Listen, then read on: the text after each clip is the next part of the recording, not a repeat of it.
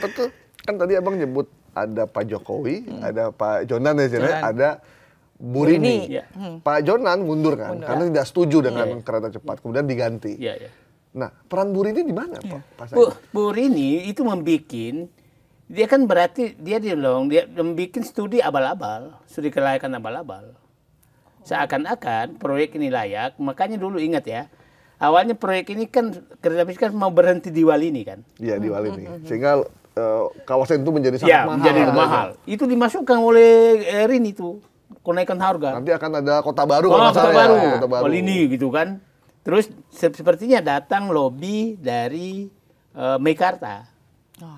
Nah, Walini kendor kan, terus Meikarta gagal. Ingat kan Meikarta, Luhut data, Zulkifli data, semua data, kan? Wah, bagian pemasaran Meikarta, penipuan Meikarta. Habis itu, ujung-ujung loh kok di Meikarta nggak jadi, di Walini nggak jadi, tahu di Kota Baru Parahyangan. Kota Baru Parahyangan. Nah, kita kan tahu kan konglomerat siapa yang punya.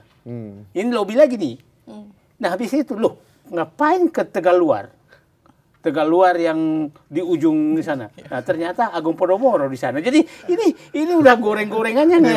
Sebut-sebut aja lah. Enggak, saatnya kita harus sebutin semua supaya biar terang ya. Biar terang. Nah, jangan. Kalau sekarang saya nggak berani, nggak takut nyebutin nama. Siapa aja yang terlibat. Karena memang tempatnya di situ kan. Ya. Kan ujung-ujung tuh. Nggak ada tuh sampai ke Tegaluar. Nah, berapa tambahan anggaran ke situ? Hanya untuk menghidupkan Agung Podomoro. Untuk menghidupkan, saya lupa saya namanya pemiliknya Pak Ciputra ya, Kota Baru Parahyangan. Kota Baru Parahyangan itu ya. Mereka yang menikmati. Bang, kan semua orang pada saat itu sudah memberikan masukan. Bahkan Agus Pambagio pun tidak setuju waktu itu. Kemudian Pak Jonan sebagai Menteri Perhubungan juga mundur karena dia ini sangat-sangat tidak visible. Faisal Basri jauh-jauh bilang bahwa kita akan membayar utang ke China sampai hari kiamat.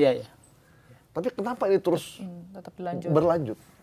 Ya, saya melihat sepertinya, ya saya kan dengan Pak Jokowi 1,5 tahun. Jadi saya paham betul dia. Dia itu menggampangkan semua. Kan waktu saya bongkar Bapak minta saham kan saya itu kan punya saya keluar gitu kan. Jadi orang ini memang menggampangkan, rakyat itu gampang. Nggak perlu lain katanya. Nanti saya pernah kejadian begini. Kita pada saat itu dia bikin pernyataan terus Pak Sudirman Said ketemu Pak Presiden, ini nggak bahaya pernyataannya ini Pak.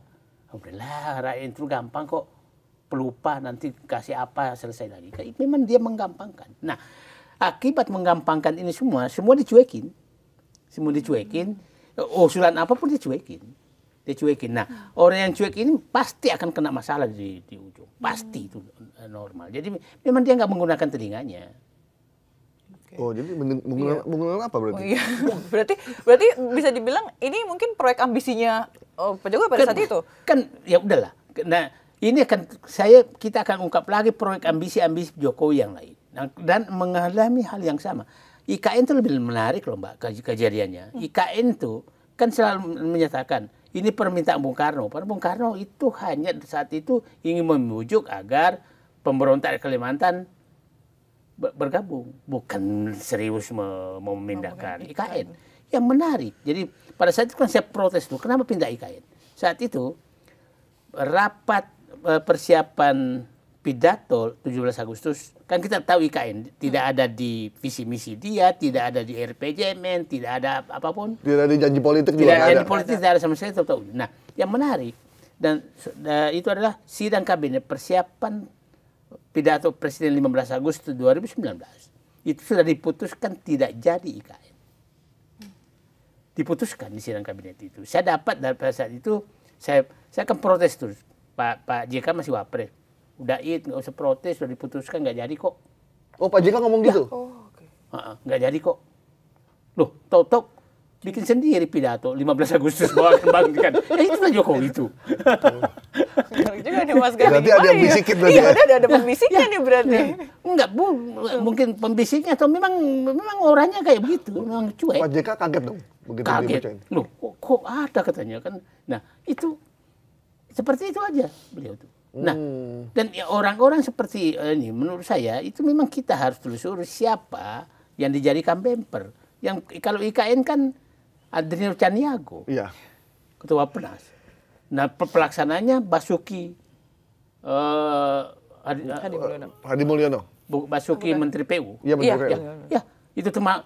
Nah, ini jadi orang-orang seperti ini harus bertanggung jawab. Nggak bisa kita biarkan. Tapi kata Adriano kan dia sebenarnya nggak membayangkan IKN akan seperti ini menurut dia katanya. Ya, itulah intinya. Nah, tapi kita hormati orang seperti siapa namanya Bambang Susantono, yang kepala IKN. Pas masuk kan langsung menyatakan IKN ini bukan, kan Jokowi berbohong bahwa hanya 480 triliun anggarannya. Berbohong menyatakan bahwa hanya 20% APBN.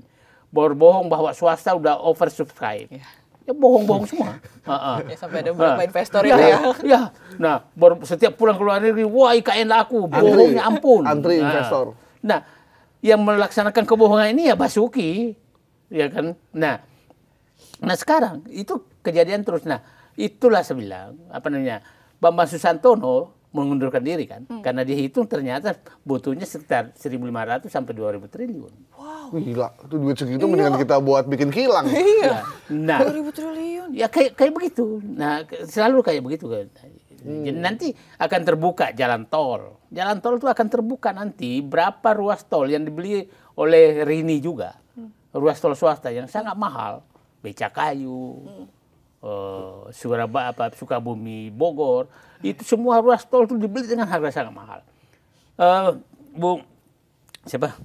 Gaib ini ingat bahwa kenaikan jalan tol selama pemerintahan Jokowi itu 3 sampai 4 kali lipat.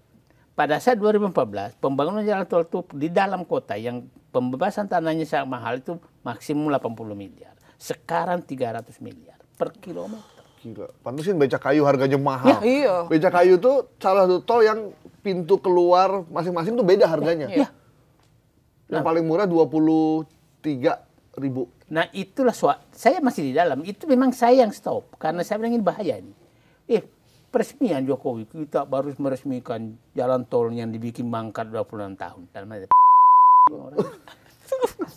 Ini bohongin rakyat. Aduh Mas Goib. Itu jalan tolnya cuma dari ujung Kalimalang. Dan saya tahu Mbak pemiliknya. Dari ujung Kalimalang sampai ujung Bekasi, Mbak. Cuma pendek sebenarnya. Iya. Dan harganya nggak karu-karuan itu. Nah, begitulah. Kan kalau kita lihatlah. Itu Mbak, coba tol yang normal tuh Bogor. Jagorawi, tetap jago itu, 6.500. 45 kilometer dan sekian. Paling gitu. enak kita Paling tuh. enak. Coba datang ke tol yang dekat 3.500 per Paling mahal tol Andara itu. Ya, 3.000 per kilometer. 3.000 per kilometer. Tol Jagorawi itu zaman Pak Harto, lebih enak zamanku toh. Itu akan terbuka nanti semua. Akan terbuka. Nah, nanti kira-kira kayak IKN itu berarti berhenti dong berarti sekarang. Karena Pak Prabowo kayaknya agak enggan untuk meneruskan. Iya, untuk meneruskan. Kan kalau diteruskan, kan dengan gaya akan menjadi pusat pertumbuhan ekonomi. Ini orang ini yang gimana sih? Bagaimana menjadi pusat pertumbuhan ekonomi? 2 juta penduduknya PNS sama polisi tentara yang gajinya sudah habis. Terus ya mau beli apa? Ekonomi ditumbuh di situ. Paling tukang bakso yang warteg yang laku. Ya kan? Ini logika mana gitu dia bisa menyatakan. Nah, banyak sekali lah yang kita bahas. Jadi memang kita dianggap semua bodoh oleh mereka tapi akan terbuka semua.